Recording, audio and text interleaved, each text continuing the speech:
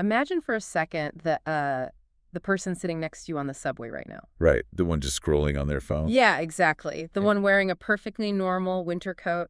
Imagine they aren't actually human at all. Which is a wild thought. It really is. Imagine they are like a wolf or a demon or even a god, and they're just killing time in this cosmic transit lounge while they wait for their next flight. I mean, it sounds exactly like a sci-fi thriller. It does. But what if it was a strict, mathematically sound law of the universe?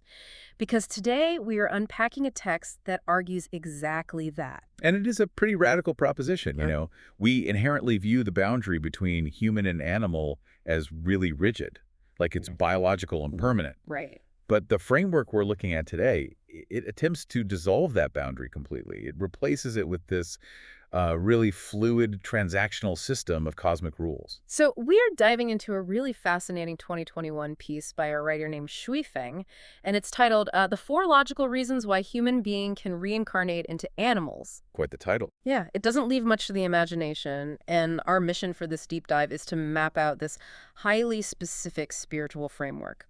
We want to understand the exact mechanics, like the actual how and why behind this text's claim that cross-species reincarnation isn't just a myth, but an unavoidable logical certainty. Yeah, but before we break down that first mechanism, I really need to offer a vital disclaimer to you, our listeners. Oh, for sure. Go ahead.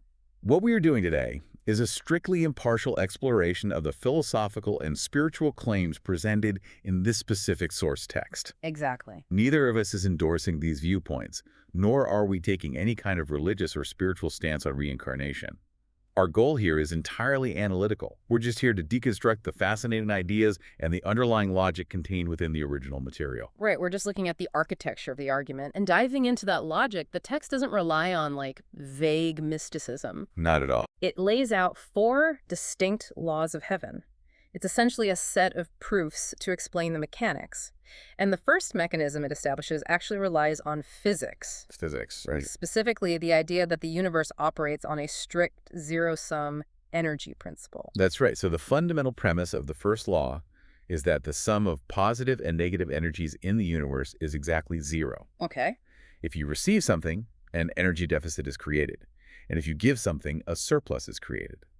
So the universe, according to this text, completely abhors an unbalanced ledger. I mean, okay, if I apply that to physics, sure, energy isn't created or destroyed, like a hot cup of coffee eventually transfers its heat to the room. Right. But how on earth does this text leap from thermodynamics to cosmic morality? Well, by treating morality and human interactions as literal energetic transactions. Oh, I see. Yeah, the text argues that without strict zero-sum accounting, there would be no rules of heaven, meaning no foundational justice or fairness in the universe at all. Because if you can take without giving back, the universe's energy isn't zero-sum anymore. Exactly, it just becomes chaotic. Yeah. So to maintain physical and spiritual equilibrium, every single debt, and we mean economic, emotional, physical, attack must be definitively repaid. Which brings us to how people actually pay up. And the text mentions a historical precedent that is just so vivid. It really is. In agrarian societies, if someone owed a massive debt to a creditor that they couldn't pay in their human lifetime,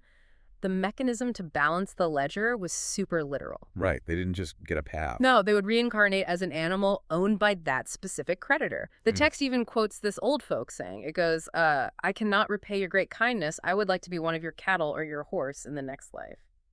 And it frames that saying not as a poetic expression of gratitude, but as a functional reality of this accounting system. Like a literal contract. Yes.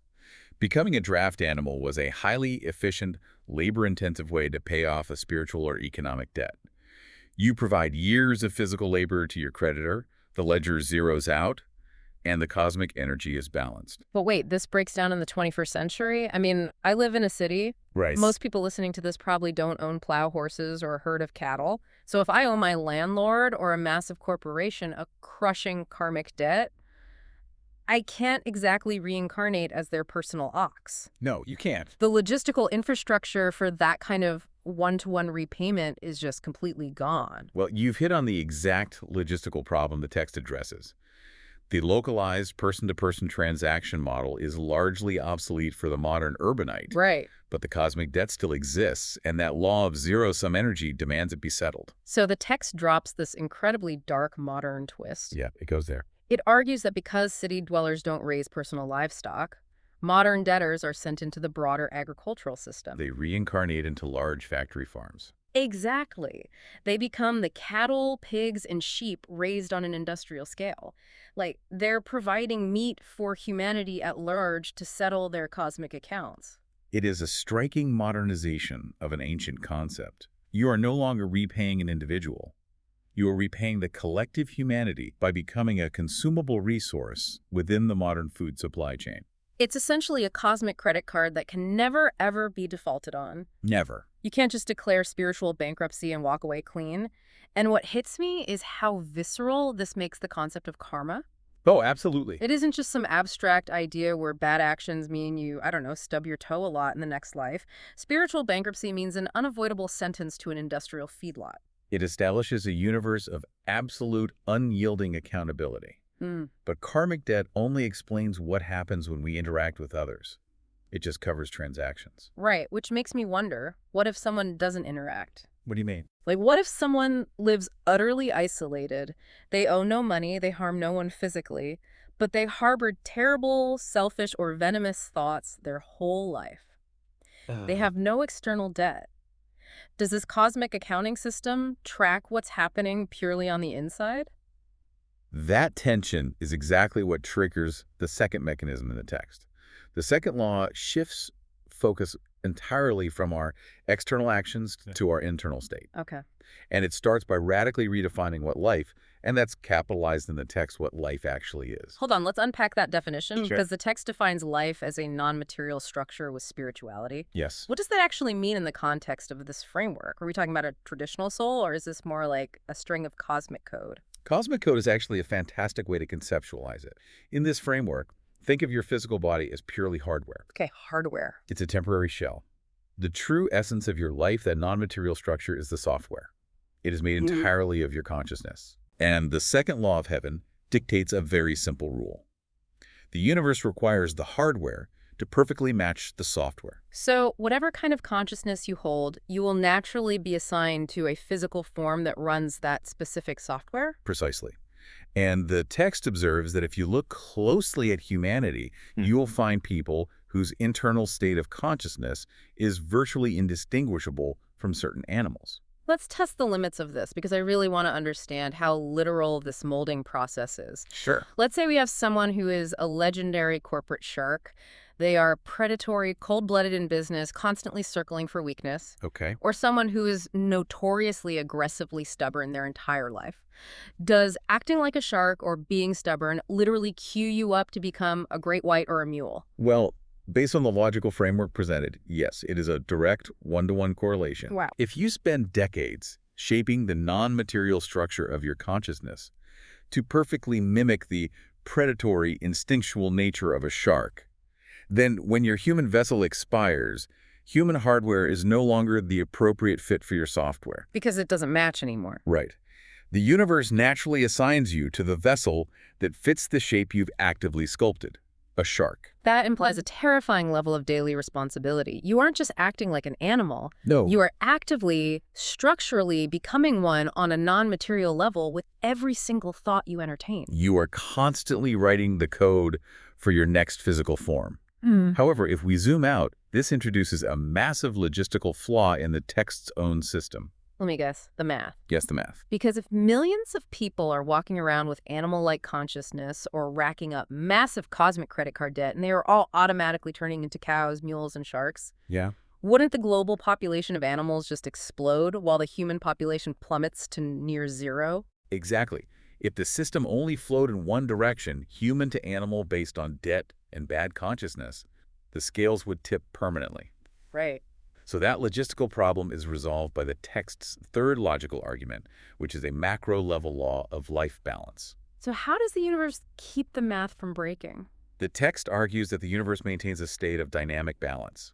The analogy it uses is the human male-to-female ratio. Okay, which globally hovers around a 51 to 49 split. Right. In a specific town, it might skew heavily one way, but macroscopically, the system always autocorrects to maintain equilibrium. So applying that to species. According to this third law, every single species in nature has an absolute population upper limit. Wait, really? Yes, it is a hard mathematical cap.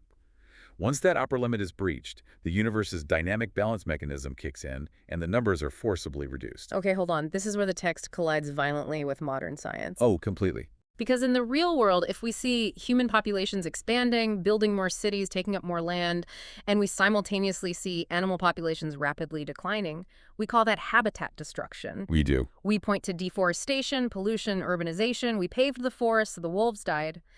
But this text is arguing that what we are witnessing is actually a spiritual population cap. It is a profound, almost jarring reframing of observable ecological realities. I'll say. Modern science sees cause and effect strictly through the physical lens, like habitat loss causes population decline. This text, however, argues that the physical events, the urbanization, the deforestation, are merely the symptoms or the execution of a deeper mathematical spiritual law. So the paving of the forest is just the universe's tool to enforce the math. Exactly. And the text asks a vital question to prove its point. When the human population drops and the animal population surges, where do those extra animals actually come from out of thin air? And conversely, when the human populations explode, where are all those new souls coming from? And the text's answer is that they are being pulled from the animal kingdom. Yes. There is a constant mathematical transformation back and forth. The numbers must always balance out. If there are more humans, there must logically be fewer animals because the humans are the reincarnated animals. Precisely. Which sets us up for the fourth and final logical argument. And this is where the author, Suo Feng, pulls back the curtain on the grand architecture of this entire system. Okay, I'm ready. He introduces his observation of what he calls the continent of the three realms that lives pass through. Okay, what exactly is this continent? Because that sounds like a realm out of a high fantasy epic. It does, but the continent is Earth. Just Earth. Specifically, it is the human world as we experience it right now. The text argues that the human world is not a final destination, and more importantly, it is not exclusively for humans. Right. It is actually a universal transfer station for life at all levels. A transfer station. So to build on our earlier analogies, if we are swiping our cosmic credit cards to pay off karma, we are doing it at the duty-free shop of a massive cosmic airport terminal. That is a perfect visualization. Earth is the terminal where everyone waits for their connection. Okay. The text claims that humanity is currently populated by representatives of all different levels of life, all coexisting, all wearing human form. And the list the text provides is wild. It says that among us, disguised as everyday people, there are gods, Buddhas, immortals, demons, spirits, monsters, ghosts, lions, tigers, wolves, cows, horses, pigs, sheep, chickens, and dogs. It's quite the mix. They are all here interacting in society, wearing what is essentially a human suit while they wait in this transit lounge. It completely upends the concept of human society. You aren't just interacting with a single homogeneous biological species. You are interacting with the entire cosmic hierarchy, compressed into one physical shape for a temporary layover. I have to highlight my absolute favorite detail in this entire text, though. Oh, I know what you're going to say. Amidst all these heavy spiritual laws, zero-sum economics, and grand cosmic terminals, the text takes a moment to list a few very specific exceptions. It notes that there are certain forms of life that completely bypass this reincarnation transit lounge. The opt-outs. Yes, the opt-outs.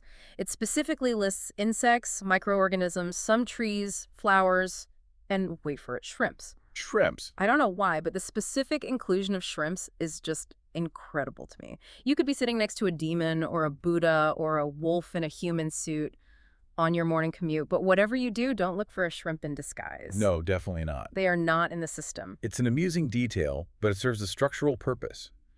It highlights the author's vision of a highly categorized, rule-bound universe. Right. Not all biological life operates on this specific spiritual circuit, but for the vast majority of conscious beings, this transfer station is where the intermingling happens. So everyone is just mashed together here. Exactly. And this cohabitation, this blending of different spiritual softwares inside human hardware, is the text's final proof that cross-species reincarnation is constantly happening right in front of us. So we've mapped the architecture. We have the zero-sum cosmic accounting that forces urban debtors into factory farms. Yeah. We have the software to hardware law, where your internal consciousness sculpts your external shape. Right. We have the macro-level population caps maintaining dynamic equilibrium between species. And we have the reality of Earth as a massive transfer station filled with disguised entities. Those are the 4 laws of heaven, according to the text. So what does this mean for you, the listener? That's the big question. If you are currently navigating this cosmic transit lounge, how are you supposed to survive it without accidentally booking a one-way ticket to a feedlot?